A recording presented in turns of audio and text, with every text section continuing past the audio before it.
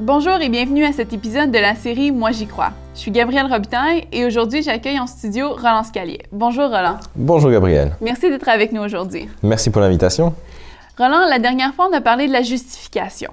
C'est la première étape qui nous permet de vivre l'expérience du salut. On avait vu que pour parvenir à la justification, on doit prendre conscience de l'amour de Dieu, puis passer par la repentance, la confession, la conversion, puis prendre un engagement envers Dieu par le baptême. Oui, c'est ça, tu nous as bien rafraîchi la mémoire. Aujourd'hui, Roland, j'aimerais qu'on continue sur la même lancée, mais qu'on parle de la deuxième étape dans l'expérience du salut, c'est-à-dire la sanctification. Oui, d'accord. Tout d'abord, la sanctification, qu'est-ce que c'est? Sanctifier, ça veut dire rendre saint, purifier ou encore mettre à part pour Dieu. Donc, quand on parle de sanctification, on entend par là le processus par lequel Dieu nous transforme pour nous amener à une vie victorieuse sur le péché, c'est-à-dire abandonner nos mauvaises habitudes, développer un caractère semblable à celui de Jésus et obéir à sa loi. Et c'est une étape indispensable. Hébreux 12, 14 nous dit « Recherchez la paix avec tous et la sanctification, sans laquelle personne ne verra le Seigneur. » Donc si on n'est pas sanctifié, on ne peut pas avoir la vie éternelle. Alors, ça veut dire qu'on n'est pas seulement sauvé par notre foi en Jésus, mais aussi par nos œuvres. En fait, c'est pas tout à fait ça. Laisse-moi te donner un exemple. Mes parents sont mariés depuis plus de 30 ans maintenant. Et chaque jour, après le repas de midi, mon père aide ma mère à faire la vaisselle. D'après toi, est-ce qu'il le fait pour être marié à elle ou parce qu'il est marié avec elle? Ben parce qu'il est marié avec elle et parce qu'il l'aime. Tout à fait, c'est logique. Et dans la vie chrétienne, c'est la même chose. On n'obéit pas à Dieu pour être sauvé, mais parce qu'on est déjà sauvé.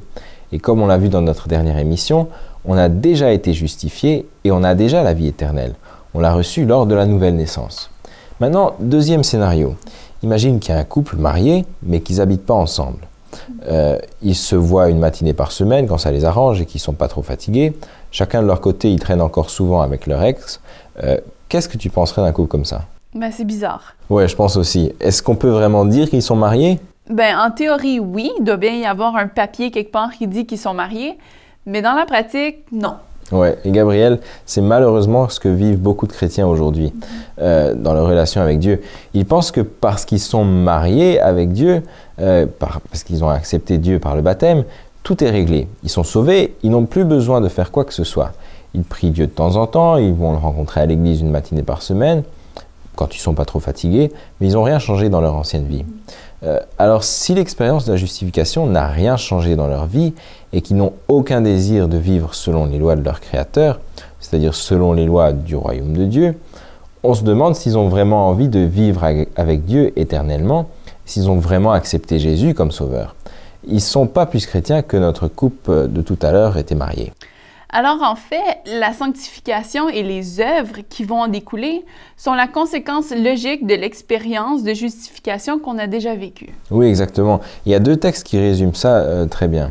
Le premier, c'est Jacques 2, 26 qui dit « Comme le corps sans esprit est mort, de même la foi sans les œuvres est morte. » Et le deuxième, c'est Galates 4, verset 6 qui dit « Car en Jésus-Christ, ni la circoncision, ni l'incirconcision n'ont de valeur, mais seulement la foi qui est agissante par l'amour. » Donc les œuvres gardent la foi en vie, et notre foi est supposée être agissante, productive, non pas pour être sauvée, mais à cause de notre amour pour Dieu.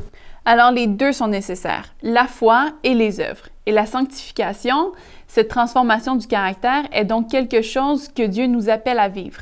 Oui, et c'est ce que l'apôtre Paul dit dans 1 Thessaloniciens 4, versets 3 et 7, où il dit « Ce que Dieu veut, c'est votre sanctification, car Dieu ne nous a pas appelés à l'impureté, mais à la sanctification. » Et dans Romains 12, 2, on trouve cette exhortation « Ne vous conformez pas au siècle présent, mais soyez transformés par le renouvellement de l'intelligence, afin que vous discerniez quelle est la volonté de Dieu, ce qui est bon, agréable et parfait. » Et dans Romains 6, 4, il est dit encore « Nous avons donc été ensevelis avec lui par le baptême en sa mort, afin que, comme Christ est ressuscité des morts par la gloire du Père, de même nous aussi nous marchions en nouveauté de vie. » Donc on voit encore ici clairement que la conséquence de notre baptême, c'est-à-dire de notre engagement envers Dieu, doit être que nous marchions en nouveauté de vie, c'est-à-dire que nous soyons transformés.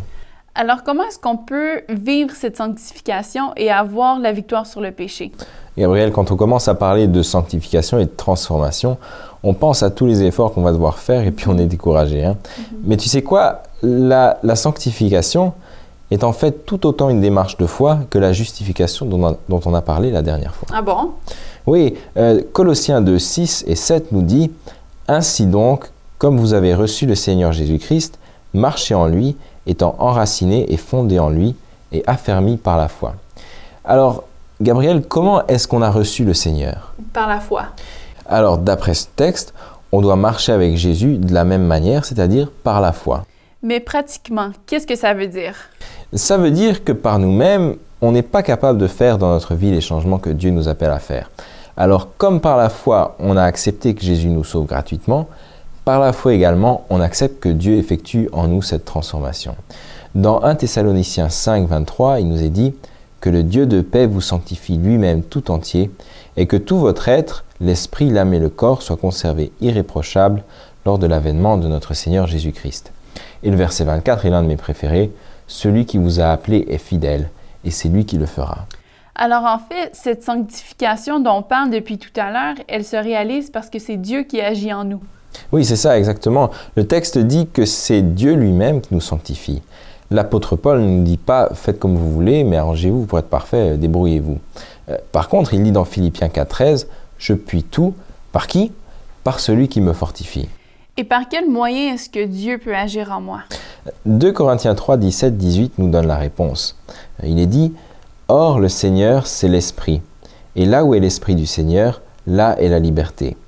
Nous tous, dont le visage découvert reflète la gloire du Seigneur, nous sommes transformés en la même image, de gloire en gloire, par l'Esprit du Seigneur. » C'est donc par son Saint-Esprit qui agit en nous que Dieu nous transforme. Et comme on l'a vu dans l'émission qu'on avait consacrée entièrement au Saint-Esprit, c'est un de ses rôles principaux de nous transformer à l'image de Dieu. D'accord. Mais moi, en tant qu'individu, est-ce qu'il y a quelque chose que je dois faire pour que Dieu puisse agir en moi par son Saint-Esprit? Oui, pour que Dieu puisse agir en moi, je dois demeurer en Jésus. Dans Jean 15, 4, 5, Jésus nous dit « Demeurez en moi et je demeurerai en vous. Comme le sarment ne peut de lui-même porter du fruit s'il ne demeure attaché au cep, ainsi vous ne le pouvez pas non plus si vous ne demeurez en moi. Je suis le cep, vous êtes les sarments. Celui qui demeure en moi et en qui je demeure porte beaucoup de fruits, car sans moi, vous ne pouvez rien faire. » Mais qu'est-ce que ça veut dire demeurer en Jésus? Très bonne question. Ça veut dire rester avec lui. La dernière fois, on avait parlé de la conversion. On avait dit que c'était aligner notre vie sur la sienne. On avait dit que ce n'est pas quelque chose qu'on faisait une fois pour toutes, mais qu'on devait renouveler tous les jours. C'est ça, demeurer en Jésus. C'est m'assurer que je ne cours pas tout seul en avant, que je ne traîne pas non plus en arrière et que je ne dévie pas de trajectoire. Et c'est choisir constamment de suivre sa volonté pour moi. D'accord. Et le texte dit que quand on demeure en Christ, il demeure en nous. C'est donc de cette manière qu'il peut agir en nous. Oui, exactement.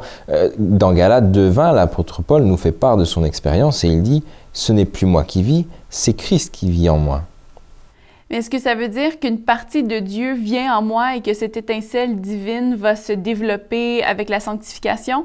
Non, en fait, je crois qu'il est important de noter que la Bible suggère nulle part qu'on a au-dedans de nous-mêmes une partie de Dieu et que nous pouvons la développer pour devenir un Dieu. C'est le mensonge que Satan avait utilisé pour tenter Ève à l'origine, et c'est encore ce même mensonge du diable qui tente encore beaucoup de gens aujourd'hui. Mais comme on l'avait vu dans notre émission sur la nature humaine, la Bible est claire sur notre état. On est tous pécheurs, il n'y a rien en nous de divin. Donc quand on dit que Dieu demeure en moi, c'est un langage spirituel, figuré, qui nous permet de parler d'une action bien réelle de la part de Dieu dans nos vies. D'accord. Mais Roland, on a encore beaucoup de choses à couvrir dans cette émission. Mais juste avant de continuer, je te propose qu'on fasse une courte pause. Restez là, on revient dans un instant.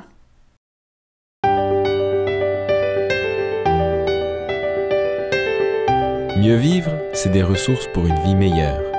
Pour accéder à nos vidéos, nos émissions de radio et nos articles, visitez-nous au www.mieuxvivre.org. On est de retour et on continue notre discussion avec notre invité sur le thème de la croissance en Jésus-Christ. Avant la pause, on a parlé de l'importance d'être transformé et on a vu que c'est Dieu qui accomplit cette œuvre en nous par son Saint-Esprit quand on choisit de demeurer en lui. Alors maintenant, Roland, comment est-ce qu'on peut faire pour demeurer en lui? Comment est-ce que je peux me mettre dans une position où Dieu peut me transformer? Peu de temps avant sa mort, Jésus a adressé à Dieu une magnifique prière qu'on trouve dans Jean 17. Et au verset 17, Jésus dit « Sanctifie-les par ta vérité, ta parole est la vérité. » Jésus prie là pour ses disciples. La première chose que je dois faire pour me mettre dans cette position où Dieu peut travailler en moi, c'est étudier sa parole, la Bible. C'est en la lisant que je vais apprendre à le connaître et que je vais comprendre ce qu'il attend de moi. Jésus a dit que cette parole a le pouvoir de me sanctifier. Et Hébreux 4.12 nous dit « Car la parole de Dieu est vivante et efficace, plus tranchante qu'une épée quelconque à deux tranchants, pénétrante jusqu'à partager âme et esprit, jointure et moelle. Elle juge les sentiments et les pensées du cœur. » Donc cette parole va pénétrer au plus profond de nous-mêmes pour transformer même les recoins de nos vies. Exactement. Et dans le psaume 119, verset 105, David déclare « Ta parole est une lampe à mes pieds et une lumière sur mon sentier. » Ensuite, la deuxième chose que je dois faire pour que Dieu puisse me transformer, c'est communiquer avec lui. Et le moyen que la Bible nous donne pour le faire, c'est la prière.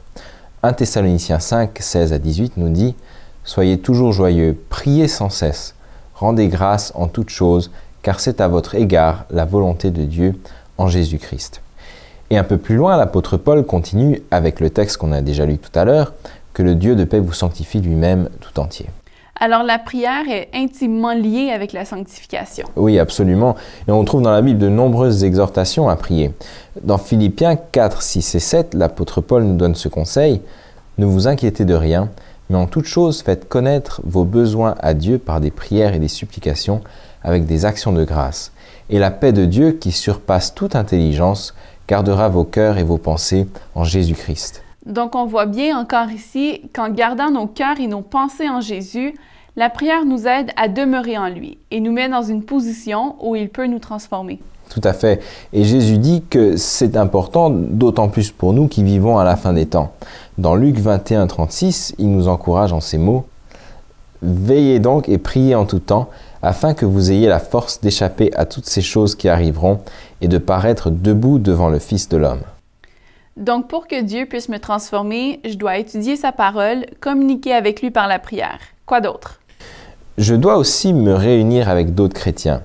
Dans Hébreux 10, 25, l'apôtre Paul nous dit « N'abandonnons pas notre assemblée, comme c'est la coutume de quelques-uns, mais exhortons-nous réciproquement, et cela d'autant plus que vous voyez s'approcher le jour. » Donc déjà au temps de l'apôtre Paul, certains chrétiens pensaient que c'était pas important d'aller à l'église. Oui, rien de nouveau dessous le soleil. Hein? Mais Paul dit que c'est important. C'est l'occasion de s'exhorter les uns les autres, de s'encourager à persévérer dans la foi. Quand on se rencontre à l'église, on partage ensemble ce que l'on vit et ce que l'on découvre dans la parole de Dieu. Et c'est à ce moment-là, en fait, qu'on se rend compte qu'on n'est pas tout seul dans notre coin, mais qu'on appartient à une grande famille. Oui, tout à fait. Et tu sais, Gabriel, quand on retire une braise du feu, d'un feu de camp par exemple, elle s'éteint. Mais quand on les garde tous ensemble et qu'on souffle dessus, on peut allumer un feu. Et c'est la même chose avec l'Église.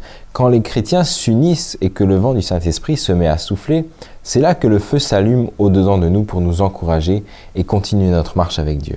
Mais Roland, c'est pas tout le monde qui a la chance de vivre près d'une église qui est vivante et animée. Certaines églises sont très petites. Non, effectivement. Et j'en ai moi-même fait l'expérience pendant plusieurs années. Mais dans Matthieu 18, 20, Jésus nous fait cette promesse « Car là où 2 ou 3 sont assemblés en mon nom, je suis au milieu d'eux. » Et ce texte m'encourage parce qu'il me dit que malgré le petit nombre, Dieu peut quand même travailler avec ça. Donc, on a parlé de la nécessité d'étudier la Bible, de communiquer avec Dieu par la prière et de se réunir avec d'autres chrétiens. Est-ce qu'il y a autre chose? Oui, la Bible nous encourage aussi à louer Dieu par le chant. Dans Éphésiens 5, 19 et 20, l'apôtre Paul nous dit « Entretenez-vous par des psaumes, par des hymnes et par des cantiques spirituels, chantant et célébrant de tout votre cœur les louanges du Seigneur. Rendez continuellement grâce à Dieu le Père pour toutes choses, au nom de notre Seigneur Jésus-Christ. » Mais en quoi est-ce que ces chants vont influencer ma marche avec Dieu et me transformer? Eh bien, de plusieurs manières. Je ne sais pas si tu as remarqué, mais c'est plus facile pour nous de nous souvenir des paroles d'un chant que d'un texte écrit. Pour une raison ou une autre, la musique aide à imprégner les paroles dans notre mémoire. Ça veut dire que quand on chante les louanges à Dieu ou des portions de la parole, le message des chants est aussi imprégné dans notre mémoire et nous aide à nous transformer. Et ce sera plus facile de s'en rappeler lors des moments difficiles. Voilà. Et d'autre part, je crois aussi que quand nos louanges sont accompagnées d'une musique harmonieuse et équilibrée, nos chants ont aussi le pouvoir de réjouir notre esprit et de nous encourager. C'est d'ailleurs l'expérience des premiers chrétiens. L'apôtre Paul voyageait avec Silas, son compagnon, pour répandre la bonne nouvelle. Quand ils sont arrivés dans la ville de Philippe, ils se sont fait jeter en prison, mais le récit d'Actes 16, 25 nous dit « Vers le milieu de la nuit, Paul et Silas priaient et chantaient les louanges de Dieu, et les prisonniers les entendaient. » C'est donc un moyen de se tourner vers Dieu au lieu de nous replier sur nous-mêmes dans nos difficultés. Exactement. Et finalement, quand j'étudie la parole de Dieu, que je prie, que je rencontre d'autres chrétiens et que je rends un culte à Dieu par la louange et le chant, je suis alors prêt à témoigner et à participer à la mission de l'Église. Et quelle est cette mission? Jésus nous l'a donné dans Matthieu 28, versets 19 à 20. Il dit « Allez, faites de toutes les nations des disciples, les baptisant au nom du Père, du Fils et du Saint-Esprit, et enseignez-leur à observer tout ce que je vous ai prescrit. Et voici, je suis avec vous tous les jours, jusqu'à la fin du monde. » Ce que Dieu a fait pour nous, on ne doit pas le garder pour nous-mêmes. Dieu nous appelle à partager avec d'autres la bonne nouvelle du salut et à les amener à lui. Et quand je partage avec les autres ce que j'apprends dans les Écritures, je grandis moi aussi dans la foi. D'accord. Mais maintenant qu'on sait comment se mettre dans une position où Dieu pourra nous transformer, j'aimerais savoir à quoi va ressembler cette transformation dans notre vie. Bien, je dirais que cette transformation, cette vie victorieuse sur le péché, elle a commencé par une libération. C'est la libération de notre vie passée. Et si tu te souviens bien, on avait dit dans notre émission précédente que les étapes se chevauchent parfois. C'est pas toujours coupé au couteau. Cette libération, on l'a reçue quand on a compris la victoire de Jésus sur le péché, qu'on a accepté de le suivre et qu'il nous a alors justifiés. Et le fait que je sois libérée de ma vie passée, qu'est-ce que ça implique concrètement? Ça implique plusieurs choses. 2 Corinthiens 5, 17 et 18 nous dit « Si quelqu'un est en Christ, il est une nouvelle création. Les choses anciennes sont passées, voici toutes choses sont devenues nouvelles. » Et tout cela vient de Dieu, qui nous a réconciliés avec lui par Christ et qui nous a donné le ministère de la réconciliation.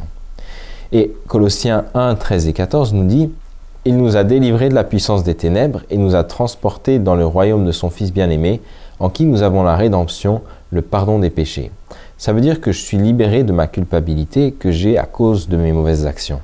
Je suis délivré de mon ignorance et de l'obscurité dans laquelle je vivais auparavant, maintenant que je sais pourquoi j'existe et quelle est ma mission dans la vie. Je suis donc libéré de ma vie passée qui n'avait aucun but. Et je suis libéré de ma peur des forces du mal. Mais il y a encore beaucoup de chrétiens engagés qui ressentent toutes ces choses. Ça veut simplement dire que la lutte n'est pas terminée. Non, effectivement, et je dirais même que pour nous, elle ne fait que commencer. Dans une de nos émissions passées, on avait parlé du grand conflit entre Dieu et Satan. On avait vu comment Satan veut à tout prix avoir le plus possible d'humains de son côté.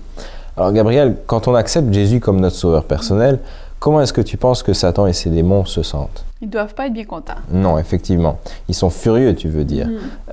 Apocalypse 12, 12 nous dit « Le diable est descendu vers vous, animé d'une grande colère, sachant qu'il a peu de temps. » Et dans Éphésiens 6, 12, l'apôtre Paul est clair concernant cette lutte que nous devons mener. Il dit « Car nous n'avons pas à lutter contre la chair et le sang, mais contre les dominations, contre les autorités, contre les princes de ce monde de ténèbres, contre les esprits méchants dans les lieux célestes. » Donc, ça veut dire que Satan et ses démons vont continuer à nous attaquer. Absolument. Les forces du mal vont continuer à essayer de nous contrôler pour nous faire tomber. Mais la bonne nouvelle, c'est que maintenant, Jésus est à notre côté. Exactement. Et il faut se souvenir que pendant sa vie sur terre, Jésus a délivré beaucoup de gens des démons. Les évangiles nous en parlent souvent.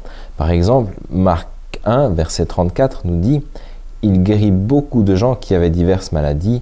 Il chassa aussi beaucoup de démons. » Et il ne permettait pas aux démons de parler parce qu'ils le connaissaient. Et bien sûr, la victoire ultime contre le mal, Jésus l'a remportée à la croix. Et comme nous avons accepté Jésus, cette victoire est aussi la nôtre. Oui, exactement. C'est ce que l'apôtre Jean déclare dans 1 Jean 4, 4. Il dit « Vous, petits enfants, vous êtes de Dieu et vous les avez vaincus parce que celui qui est en vous, l'Esprit de Dieu, est plus grand que celui qui est dans le monde. » Et dans Romains 8, 38, 39, l'apôtre Paul déclare « Car j'ai l'assurance que ni la mort, ni la vie, ni les anges, ni les dominations, ni les choses présentes, ni les choses à venir, ni les puissances, ni la hauteur, ni la profondeur, ni aucune créature ne pourra nous séparer de l'amour de Dieu manifesté en Jésus-Christ notre Seigneur. » Donc, pour récapituler ce qu'on a vu jusqu'à maintenant, cette vie transformée, cette sanctification, elle a déjà commencé quand nous avons été libérés du poids de notre vie passée. Mais la lutte ne s'arrête pas là. Dieu transforme notre vie en nous donnant encore la victoire contre les attaques de Satan. Oui, c'est ça, mais je crois que c'est notre responsabilité de nous détacher de tout ce qui vient du diable. Jacques 4,7 nous dit « Soumettez-vous donc à Dieu, résistez au diable, et il fuira loin de vous. » En d'autres termes, il ne faut pas se jeter dans la gueule du loup pensant qu'on est fort et qu'on peut résister. Exactement. Et il faut donc aussi rejeter toutes les pratiques qui sont reliées au spiritisme de près ou de loin, comme la voyance, la superstition, la mauvaise musique, pour en nommer que quelques-unes. D'accord. Mais à part la libération de mon passé et des forces du mal, qu'est-ce que la sanctification va produire d'autre dans ma vie? On a déjà vu que quand on s'engage envers Dieu de manière concrète par le baptême, on reçoit le Saint-Esprit et qu'il joue un rôle important dans notre sanctification. Maintenant, la Bible nous dit quel fruit le Saint-Esprit va produire en nous si nous le laissons agir. Galates 5, 22-25 nous dit « Mais le fruit de l'Esprit, c'est l'amour, la joie, la paix, la patience, la bonté, la bienveillance, la foi, la douceur, la maîtrise de soi. » La loi n'est pas contre ces choses. Ceux qui sont en Jésus-Christ ont crucifié la chair avec ses passions et ses désirs. Si nous vivons par l'Esprit, marchons aussi selon l'Esprit. C'est un bel idéal, mais le texte dit bien que pour qu'il se réalise dans notre vie, il faut qu'on mette de côté nos passions et nos désirs et qu'on se laisse guider par l'Esprit. Exactement. Et finalement, la transformation de notre caractère doit aussi produire en nous l'obéissance aux commandements de Dieu. Mais comme on l'avait déjà mentionné, cette obéissance découle de notre amour pour Dieu. Dans Jean 14,15, Jésus dit « Si vous m'aimez, gardez mes commandements ». Et dans Jean 15, 9-11, il dit « Comme le Père m'a aimé, je vous ai aussi aimé. Demeurez dans mon amour. Si vous gardez mes commandements, vous demeurerez dans mon amour, de même que j'ai gardé les commandements de mon Père et que je demeure dans son amour. Je vous ai dit ces choses afin que ma joie soit en vous et que votre joie soit parfaite. » Donc Jésus ne dit pas ça pour nous embêter, il nous le dit parce qu'il veut qu'on soit heureux. D'accord. Et quand on considère tout ce qu'on a vu la dernière fois concernant la justification et aujourd'hui concernant la croissance en Jésus-Christ et cette transformation qu'il veut opérer en nous, on se rend compte que le salut qu'on reçoit lors de la justification n'est en fait qu'un point de départ. Oui, tout à fait. Et ça me rappelle un chant chrétien que j'ai entendu il n'y a pas longtemps qui dit que Dieu nous accepte comme on est, mais il nous aime trop pour nous laisser comme ça. Oui, c'est vrai. Roland, pour terminer, est-ce que tu pourrais nous laisser sur un dernier mot d'encouragement? Oui, volontiers. Je vais simplement utiliser les paroles de l'apôtre Pierre dans sa deuxième épître, au chapitre 3 et au verset 18, où il dit « Mais croissez dans la grâce et dans la connaissance de notre Seigneur et Sauveur Jésus-Christ. À lui soit la gloire, maintenant et pour l'éternité. Amen. » Roland, merci d'avoir été avec nous. Avec plaisir.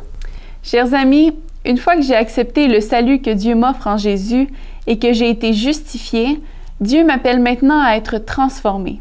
Je dois changer de caractère, non pas pour être sauvé, mais parce que je suis sauvé. Cette transformation, Dieu veut l'opérer en moi par son Saint-Esprit. Mais pour qu'il soit en mesure de le faire, je dois moi-même demeurer en Jésus et ainsi me mettre dans une position où il pourra agir en moi. Je le fais en étudiant la parole de Dieu, en communiquant avec lui par la prière et en me joignant à d'autres chrétiens pour adorer Dieu et en chantant des louanges à Dieu, ce qui va me pousser ensuite à participer à la mission de l'Église, c'est-à-dire à partager la bonne nouvelle du salut avec d'autres et les inviter à suivre Jésus. Lorsque je suis transformée par Dieu, je suis aussi libérée du poids de ma vie passée. Je bénéficie de la victoire de Jésus sur les puissances du mal, ce qui me permet à moi aussi de résister au mal. La sanctification produit également en moi les fruits de l'Esprit. Et en réponse à l'amour de Dieu, je suis appelée à obéir à ses commandements qu'il m'aide à observer.